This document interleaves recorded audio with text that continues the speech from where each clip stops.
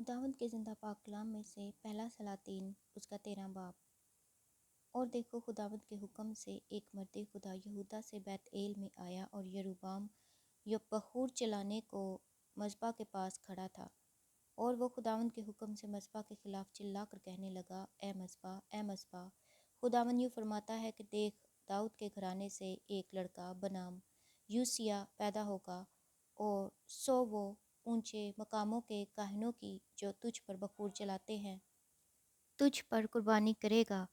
اور وہ آدمیوں کی ہڈیاں تجھ پر جلائیں گے۔ اور اس نے اسی دن ایک نشان دیا اور کہا، وہ نشان جو خداوند نے بتایا ہے یہ ہے کہ دیکھو، مذبح پھٹ جائے گا اور وہ راکھ جو اس پر ہے گر جائے گی۔ اور ایسا ہوا کہ جب بادشاہ نے اس مرد خدا کا کلام جو اس نے بیت ایل میں مذبح کے خلاف چلا کر کہا تھا سنا، تو یروبام نے مذبح پر سے اپنا ہاتھ لمبا کیا اور کہا کہ اسے پکڑ لو، اور اس کا وہ ہاتھ جو اس نے اس کی طرف بڑھایا تھا خشک ہو گیا، ایسا کہ وہ اسے پھر اپنی طرف کھینچ نہ سکا۔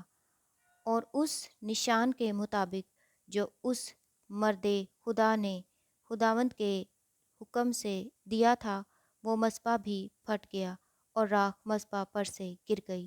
تب بادشاہ نے اس مرد خدا سے کہا کہ اب خداوند اپنے خدا سے التجا کر اور میرے لیے دعا کر، تاکہ میرا ہاتھ میرے لیے پھر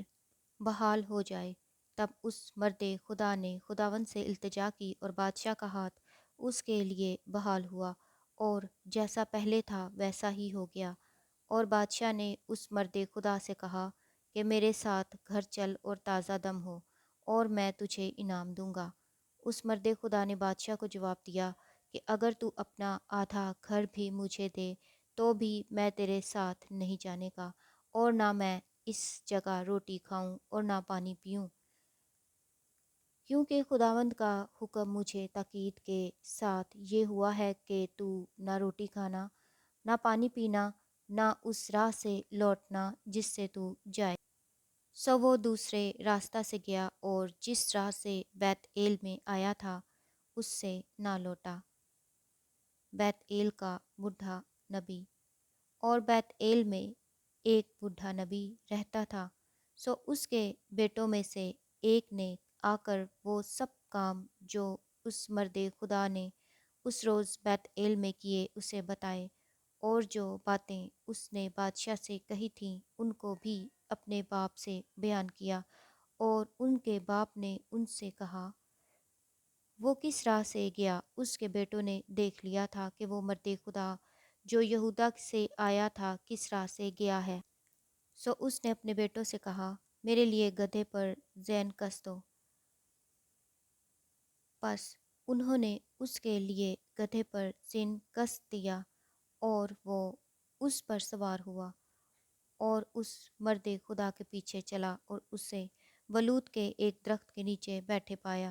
تب اس نے اس سے کہا، کیا تو وہی مرد خدا ہے جو یہودا سے آیا تھا؟ اس نے کہا، ہاں۔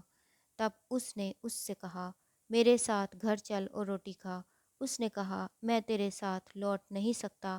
اور نہ تیرے گھر جا سکتا ہوں، اور میں تیرے ساتھ اس جگہ نہ روٹی کھاؤں نہ پانی پیوں، کیونکہ خداوند کا مجھ کو یوں حکم ہوا ہے کہ تو وہاں سے نہ روٹی کھانا نہ پانی پینا، اور نہ اس راستہ سے ہو کر لوٹنا جس سے تو جائے۔ تب اس نے اس سے کہا، میں بھی تیری طرح نبی ہوں، اور خداوند کے حکم سے ایک فرشتہ نے مجھ سے یہ کہا کہ اسے اپنے ساتھ اپنے گھر میں لوٹا کر لے آ، تاکہ وہ روٹی کھائے اور پانی پیے، لیکن اس نے اس سے جھوٹ کہا۔ سو وہ اس کے ساتھ لوٹ گیا اور اس کے گھر میں روٹی کھائی اور پانی پیا۔ اور جب وہ دسترخوان پر بیٹھے تھے تو خداوند کا کلام اس نبی پر جو اسے لوٹا لایا تھا نازل ہوا، اور اس نے اس مرد خدا سے جو یہودا سے آیا تھا چلا کر کہا، خداوند یوں فرماتا ہے، اس لیے کہ تو نے خداوند کے کلام سے نافرمانی کی اور اس حکم کو نہیں مانا جو خداوند تیرے خدا نے تجھے دیا تھا، بلکہ تو لوٹ آیا اور تو نے اسی جگہ جس کی بابت خداوند نے تجھے حکم فرمایا تھا کہ نہ روٹی کھانا نہ پانی پینا، روٹی بھی کھائی اور پانی بھی پیا، سو تیری لاش تیرے باپ دادا کی قبر تک نہیں پہنچے گی۔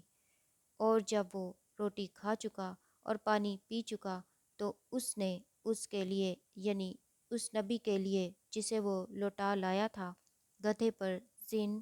کس دیا۔ اور جب وہ روانہ ہوا تو راہ میں اسے ایک شیر ملا جس نے اسے مار ڈالا، سو اس کی لاش راہ میں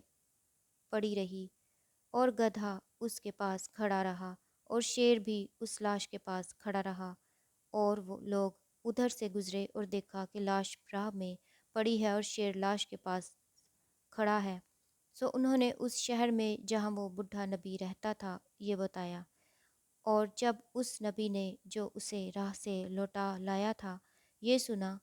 تو کہا، یہ وہی مرد خدا ہے جس نے خداوند کے کلام کی نافرمانی کی، اس لیے خداوند نے اس کو شیر کے حوالہ کر دیا، اور اس نے خداوند کے اس سخن کے مطابق جو اس نے اس سے کہا تھا اسے پھاڑا اور مار ڈالا۔ پھر اس نے اپنے بیٹوں سے کہا کہ میرے لیے گدھے پر زین کس دو، سو انہوں نے زین کس دیا۔ تب وہ گیا اور اس نے اس کی لاش راہ میں پڑی ہوئی اور گدھے اور شیر کو لاش کے پاس کھڑے پایا، کیونکہ شیر نے نہ لاش کو کھایا نہ گدھے کو پھاڑا تھا۔ سو اس نبی نے اس مرد خدا کی لاش اٹھا کر اسے گدھے پر رکھا اور لے آیا، اور وہ بڈھا نبی اس پر ماتم کرنے اور اسے دفن کرنے کو اپنے شہر میں آیا، اور اس نے اس کی لاش کو اپنی قبر میں رکھا، اور انہوں نے اس پر ماتم کیا اور کہا، ہائے میرے بھائی۔ اور جب وہ اسے دفن کر چکا تو اس نے اپنے بیٹوں سے کہا کہ جب میں مر جاؤں تو مجھ کو اسی قبر میں دفن کرنا جس میں یہ مرد خدا دفن ہوا ہے، میری ہڈیاں اس کی ہڈیوں کے برابر رکھنا، اس لیے کہ وہ بات جو اس نے خداوند کے حکم سے بیت ایل کے مذبح کے خلاف اور ان سب اونچے مقاموں کے گھروں کے خلاف جو سامریا کے قصبوں میں ہیں کہی ہے، ضرور پوری ہوگی۔ یروبام کا ہلاکت خیز گناہ۔ اس ماجرا کے بعد بھی یروبام اپنی بری راہ سے باز نہ آیا، بلکہ اس نے عوام میں سے اونچے مقاموں کے کاہن ٹھہرائے، جس کسی نے چاہا اسے اس نے مخصوص کیا تاکہ اونچے مقاموں کے لیے کاہن ہوں، اور یہ فعل یروبام کے گھرانے کے لیے اسے کاٹ ڈالنے اور اسے روئے زمین پر سے نیست و نابود کرنے کے لیے گناہ ٹھہرا۔ خداوند کے زندہ پاک کلام کے پڑھے اور سنے جانے پر خداوند کی خاص برکت ہو۔ خدا کا شکر ہو، آمین۔